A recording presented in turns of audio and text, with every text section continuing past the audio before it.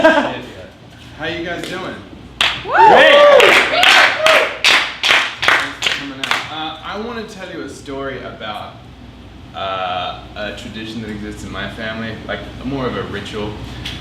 So when I first left my home of Adelaide, South Australia, when I first flew out of there to go to drama school in Melbourne, that day my family started a ritual. And like the thing about a ritual is the first time you do a ritual, you don't know that you're doing a ritual, but you just keep doing it and it becomes a ritual. So this is the ritual of Nate leaving. And we did it that day, and we did it last time I left Australia, and we're going to do it next time I leave. And this is how it goes. Mum is first. Mum, she gives me a mum hug, you know, when they just fucking burrow in and like you're like, I've had enough, but they're not, you know, and she digs her head into like here, and she says like, I'm gonna miss you, Natty, like that. She calls me Natty, which is like embarrassing. And I put my hand on the back of her head and I say, I'm not gonna go very far, hell, I promise. I call her hell. I'm gonna come back, I promise. My brother and sister are later, they're last. What they like to do is when I'm going into, but like when we're walking into the gate, you know, when you're with all the people and you're like wheeling your carry-on, when we're doing that, what they like to do is they shout out symptoms to an STI that I don't have, but I have to keep an eye on. So I'll be like going in and they'll be like, the doctor said it's gonna get itchy, but you shouldn't scratch it. Just put the cream on it, because it's gonna scab up eventually. And I'll be like, fuck off guys, please. My dad is last. My dad. What he does is, and he did this last time, and he did it the first time, this is what he did that day. I say, Dad, I'm leaving. And he says, yeah. And I say, Dad, I'm gonna miss you, man. And he says, you haven't even gone on the plane yet, get on the plane! And I was like, oh, alright, okay. And I say, Dad, I love you. And my dad says, take care, alright? And I shake his hand, and I get on the plane with like half a sentence in my heart. I'm like, take care.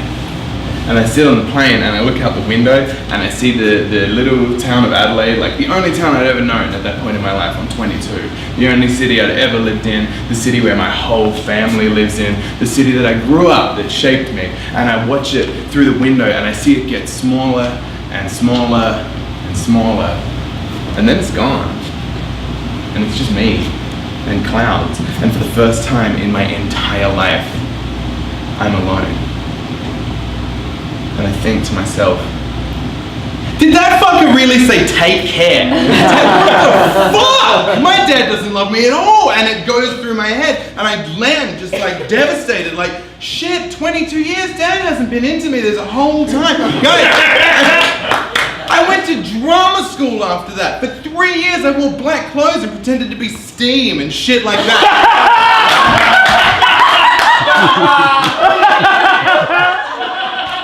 Knowing that the man who raised me doesn't love me.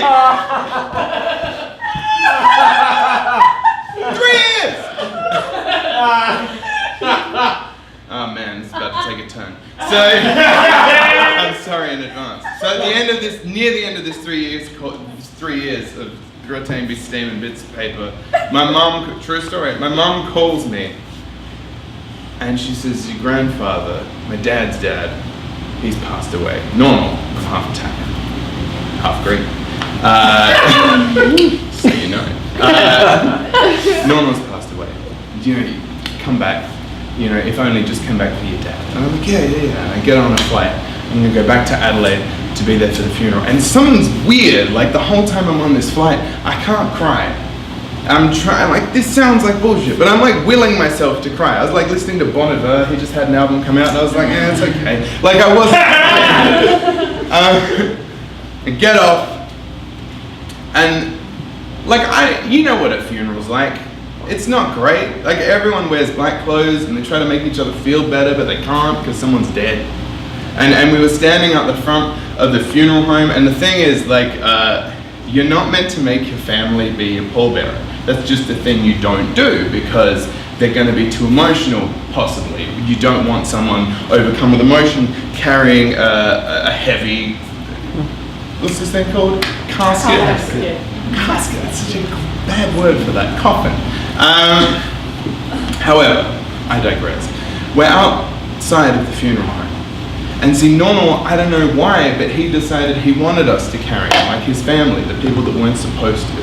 So like, it's me, and my brother Jack, and my cousin Ray, and my dad, and we're all outside the funeral home, and like, you know, the coffin's on the thing that holds it up, and we're all ready to take it in. And I'm up the back by the feet on the left. My dad's up the front by the head on the right. And we're just about to go in, and he turns to me, and he says, Nat, he calls me Nat, he says, Nat, will you stand across from me at the head? And I said, why? And he said, because I need you to be across from me. And I said, yeah, all right. And I switch. And we walk my nono in to the funeral home, and we carry him past all of our mourning family. It's really somber. And all I can think is like, this guy is so heavy. I really don't understand, because he lost a leg like near the end, but he's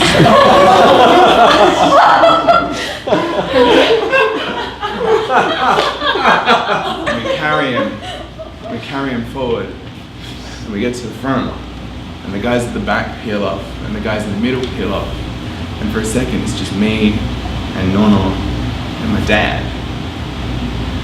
And my dad puts his hand on the coffin, and he says, take care, Pop. And I put my hand on my dad's hand, and I look into his face, and he grabs my head and he just smooshes it into the lapel of his jacket. And for the first time since my grandfather died, I cried.